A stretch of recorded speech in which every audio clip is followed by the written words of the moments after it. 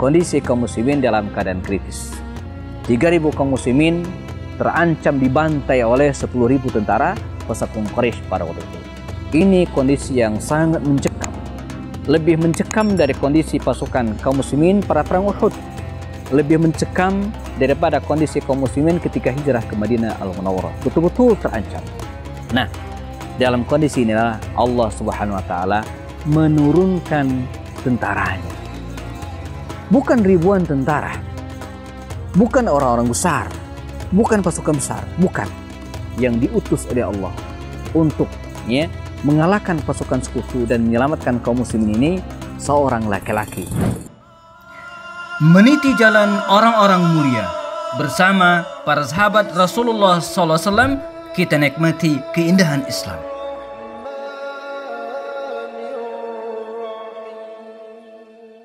Assalamualaikum warahmatullahi wabarakatuh. Alhamdulillah, assalatu wassalamu ala rasulillah wa ala alihi wa ashabihi wa mawalah. Jika Allah berkehendak, maka sekuat apapun musuh, sebesar apapun kekuatan lawan, maka bagi Allah tidak sulit untuk menghancurkannya. Kita baca sejarah bagaimana Allah Subhanahu wa taala menghancurkan kekuasaan Raja Namrud, seorang raja yang mengatakan, "Ana uhyi wa umit." Saya ini bisa menghidupkan dan mematikan. Bagaimana Allah menghancurkannya? Cukup dengan seekor serangga yang masuk ke dalam telinganya dan kemudian dia meninggal dalam peristiwa tersebut. Fir'aun yang begitu luar biasa, yang dalam Al-Quran diabadikan kalimatnya, "Ana rabbukumul a'la." Saya Tuhan kalian yang paling tinggi, Fir'aun. Tapi kita baca sejarah bagaimana akhir hayatnya. Dia tenggelam. Tentara Allah yang membunuh, menghabisi kekuasaan Fir'aun adalah air. Tentara yang luar biasa.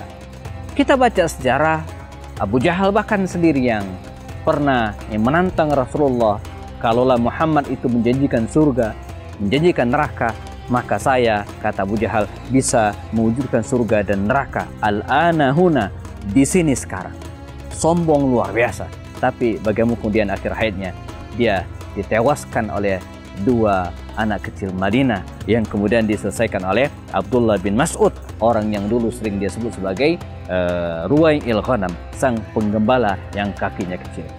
Demikian juga dengan Abu Lahab, pamanda Rasul, yang juga merasa dirinya kalaulah Tuhan itu betul mengutus ke muka bumi ini seorang nabi, maka saya yang akan menjadi nabi, bukan Muhammad. Dan kita baca sejarahnya bagaimana meninggal dalam keadaan sangat mengenaskan.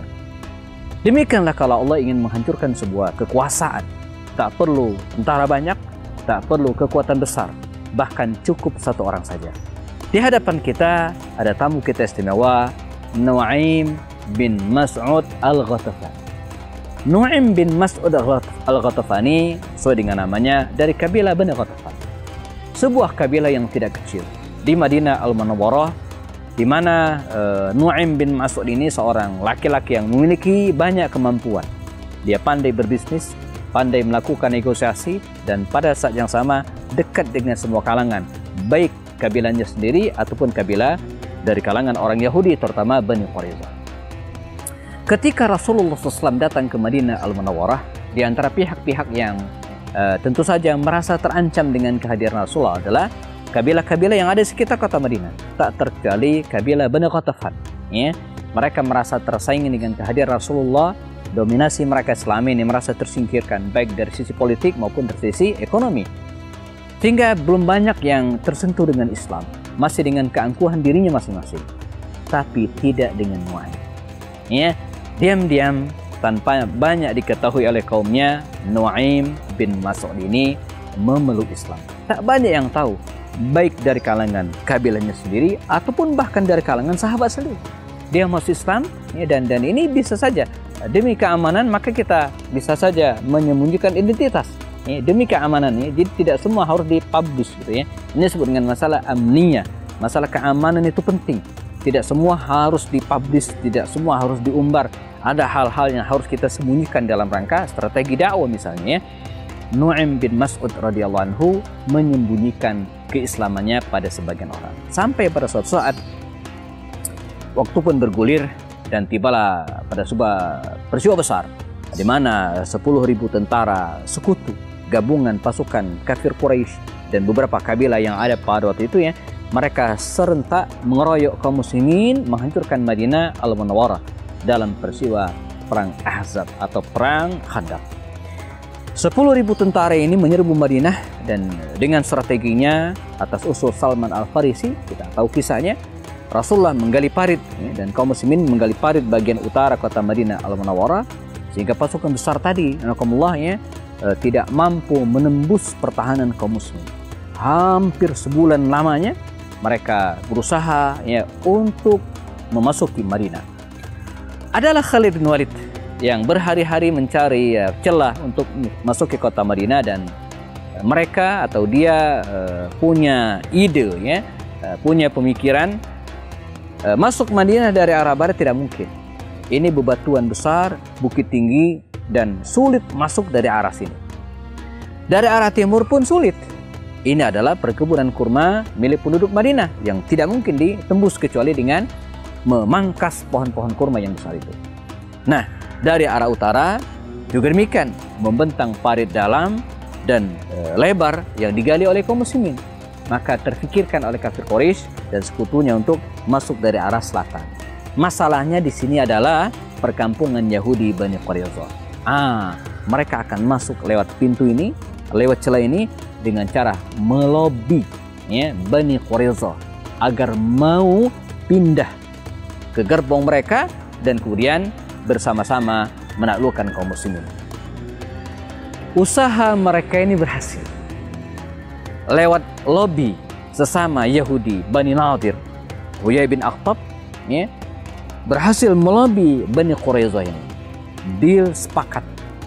Bani Quraizah mengkhianati Rasulullah. Mereka kemudian pindah gerbong ke pasukan sekutu. Pada hari yang telah mereka perkirakan, mereka siap membuka benteng dan mempersilakan pasukan sekutu ini menyerbu ke Madinah Al-Munawwarah. Madinah mencekam. Madinah dalam kondisi kritis. Dari luar mereka terancam oleh serbuan pasukan sekutu. Dari pinggir selatan mereka dikhianati orang-orang Yahudi Bani Quraizah yang siap membukakan benteng mereka, mempersilakan masuk. Dari dalam berkeliaranlah orang-orang munafik yang kapanpun bisa mengkhianati mereka, menggunting dalam lipatan, menelikung dari belakang, selalu mencari peluang. Kondisi kaum muslimin dalam keadaan kritis. 3.000 kaum muslimin terancam dibantai oleh 10.000 tentara pasukan Quraisy pada waktu itu. Ini kondisi yang sangat mencekam. Lebih mencekam dari kondisi pasukan kaum muslimin pada perang Uhud. Lebih mencekam daripada kondisi kaum muslimin ketika hijrah ke Madinah Al-Munawwarah. Betul-betul terancam. Nah, dalam kondisi inilah Allah Subhanahu wa taala menurunkan tentaranya. Bukan ribuan tentara. Bukan orang-orang besar. Bukan pasukan besar, bukan. Yang diutus oleh Allah untuk mengalahkan pasukan sekutu dan menyelamatkan kaum muslimin ini seorang laki-laki, Nu'aim bin Mas'ud Al-Ghatafani. Bagaimana kisahnya? Kita akan tuturkan setelah yang satu ini dan jangan kemana-mana. Tetap bersama kami. Bersama kami belajar sirah Nabawiyah untuk memahami sejarah hidup Rasulullah SAW dan para sahabat melalui video-video pendek, diskusi dengan para tokoh dan pakar lewat program kelas Kupas Lewat Obrolan Santai. Apapun masalahnya, dikupas dengan cara yang santai dan penuh keakraban. Bersama kami juga menelaah kitab-kitab induk dan referensi terpercaya, menelisik hikmah, merangkai makna, lalu menuangkannya dalam karya tulis. Madinah terancam. Dari luar ada 10.000 tentara siap menyerbu Madinah, menghancurkan kota itu. Yahudi Bani Quraizah clear, jelas berkhianat, siap membukakan pintu gerbang. Dan dari dalam berkeliaran orang-orang munafik yang siap menggunting dalam lipatan kaum muslimin. Allah menyelamatkan kaum muslimin dengan mengutus satu orang laki-laki, Nu'aim bin Mas'ud Al-Ghatafani. Diam-diam dia datang menemui Rasulullah SAW dan tak banyak yang tahu, bahkan sebagian para sahabat Nabi pun tidak mengenalnya. Di hadapan Rasulullah, dia mengatakan, "Ya Rasulullah, ana Nu'aim, saya Nu'aim, minal Ghatafan, dari kabilah Ghatafan." Kita tahu bahwa kabilah Bani Ghatafan ini bersekutu dengan pasukan Ahzab, pasukan kafir Quraisy Mekah, musuh kaum muslimin. Tidak banyak yang tahu bahwa saya sudah muslim. Tidak banyak dari kaumku yang tahu saya telah muslim. Murni ya Rasulullah, perintahkan untuk saya ya Rasulullah. Ini teladan yang luar biasa teman-teman sekalian. Kita harus membiasakan ini. Dalam hidup berjamaah, dalam hidup berorganisasi, kita harus membiasakan berkata kepada teman kita, ayyul khidmah, apa yang bisa saya bantu.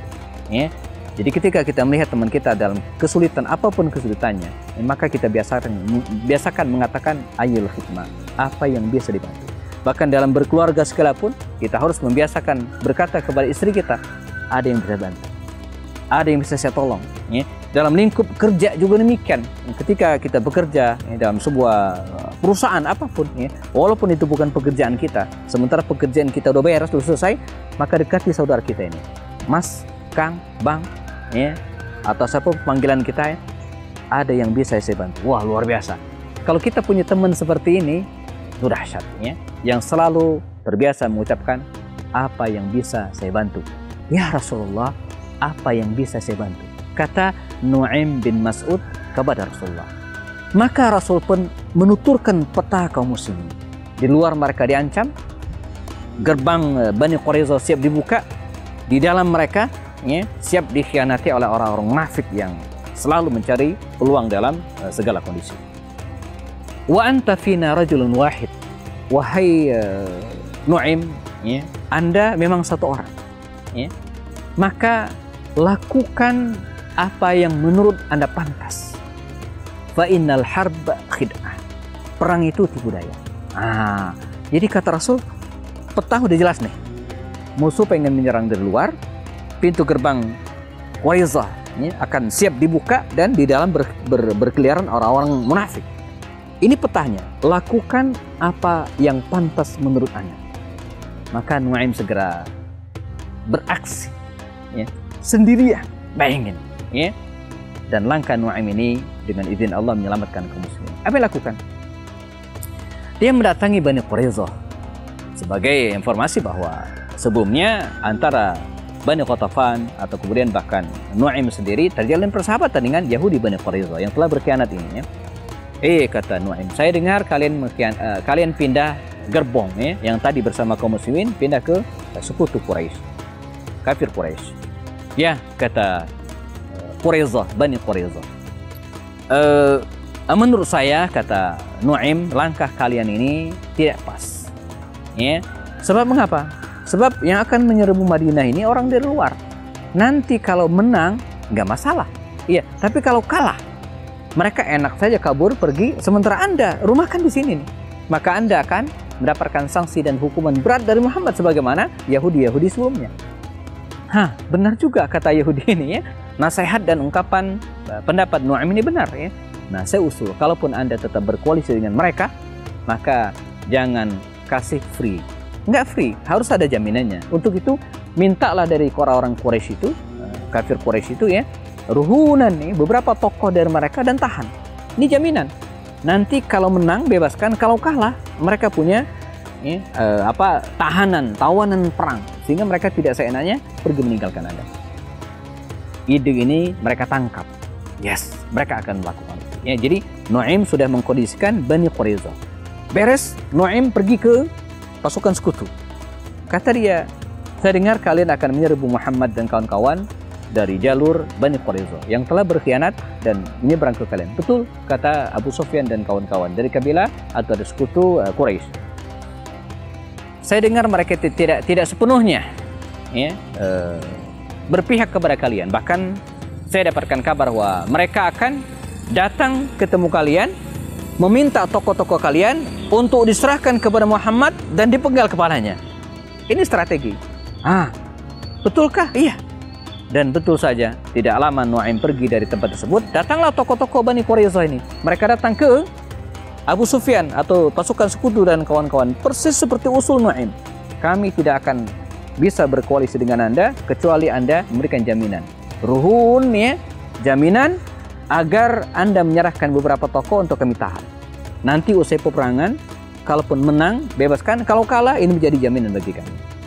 Dan ini ditangkap oleh orang-orang sekutu atau orang-orang Quraisy sebagai satu hal yang tidak baik, karena mereka mendapatkan isu bahwa tawanan itu bukan mau ditawan tapi diserahkan kepada Rasul. Akhirnya muncullah tasyakkuk, muncullah perbedaan pendapat, muncullah perpecahan di antara mereka. Begitu Nu'aim memecah belah, dan pada hari yang dijanjikan mereka tidak sepakat. Quraisyah tidak berani membukakan gerbangnya dan gagallah serangan tersebut. Nu'aim bin Mas'ud al-Ghatafani seorang diri menjadi tentara Allah, menyelamatkan kaum muslimin dengan izin Allah Subhanahu wa taala. Allah memberikan usia kepada Nu'aim ini, usia yang panjang sampai dia mengikuti berbagai peristiwa di masa Rasul. Ketika dalam Fathu Makkah dia ikut memegang bendera orang-orang Ansor untuk menyelamatkan dan kemudian membebaskan kota Makkah Al-Mukarramah. Nabi meninggal dunia, dia masih terus berjuang bersama dengan kaum muslimin. Dan ulama berbeda pendapat tentang kapan wafatnya Nu'aim bin Mas'ud al-Ghatafani. Ada yang mengatakan Nu'aim ini meninggal pada masa pemerintahan Utsman bin Affan radhiyallahu anhu, tapi ada juga mengatakan dia meninggal pada masa Sayyidina Ali bin Abi Thalib radhiyallahu anhu. Kendati demikian, Nu'aim seorang diri memang kisahnya, tapi dia telah memberikan jasa yang sangat luar biasa, dicatat oleh sejarah sebagai pemecah belah pasukan sekutu dan menyelamatkan kaum muslimin pada saat itu. Semoga Allah memberikan kepada kita tokoh-tokoh cerdik, tokoh-tokoh jenius, tokoh-tokoh berani seperti Nu'aim bin Mas'ud al-Ghatafani. Semoga kita bertemu lagi pada sesi berikutnya. Demikian. Assalamualaikum warahmatullahi wabarakatuh.